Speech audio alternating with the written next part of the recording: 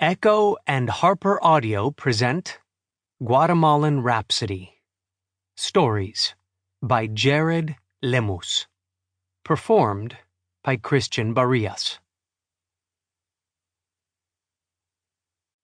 For Taylor, Jack, and Felix, always y para siempre. And for all the chapines, aquí, allá, o donde sea. Ofrendas. The old bring the clothes of their sick. The young bring cigars and cigarettes. Women bring ropes, sugar, and chickens.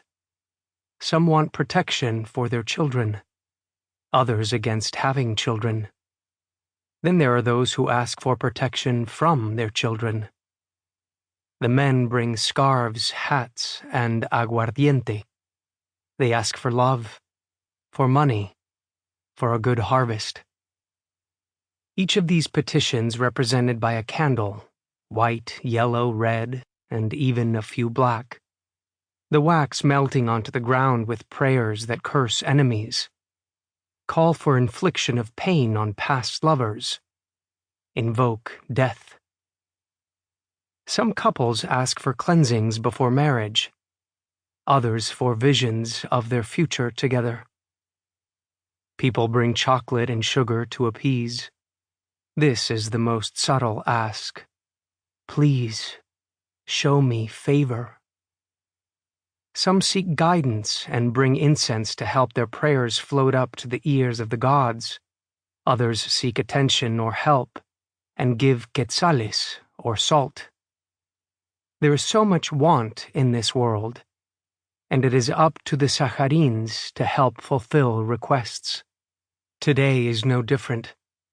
The temple is full of petitioners, and it is the healer's duty to serve, much like the priest in the Catholic Church, as a conduit between the people and the ears of San Simon.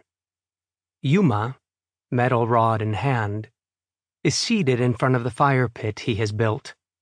A woman, mid-30s, sits across from him, their eyes shut in prayer. Yuma mutters a few final words of thanks, then stands. He bangs his staff against the ground, once, twice, thrice, and calls for Kabagwil, Kinich Awa, and Vukub Kane to hear the woman's requests. Finally, he walks around to her and helps her stand. The woman opens her eyes long enough to hand Yuma the egg that she's brought. Yuma takes it and runs it over her head and chest, her shoulders and legs, down to her feet, all while praying. He then places the egg in the fire and tells the woman to watch. They both stare, the heat emanating from the pit causing sweat to drip down their foreheads. It takes a few moments, but the egg finally cracks. "Ah, yes," Yuma says, and the woman lets out a small sigh. She bows her head a little. "Thank you," she says. She swipes at her eyes with the back of her hand, then kneels down to pick up the bag of sugar she brought with her. She looks around in search of her son. "He must still be at the altar," she says. Yuma nods, then motions for her to follow him. They walk past other Saharins tending fires. 6 rows of pits, 8 pits per row with just enough space between one flame and the next for people to walk by single file, all of the fires surrounded by sugar or salt. Some of the Saharins have symbols of the god or gods they are attempting to contact drawn in chalk on the asphalt in front of the steps leading up to the cofradia. Others use staffs to pound on the steps to garner the attention of the divine, then fill their mouths with rosewater or alcohol that they spit onto their petitioners.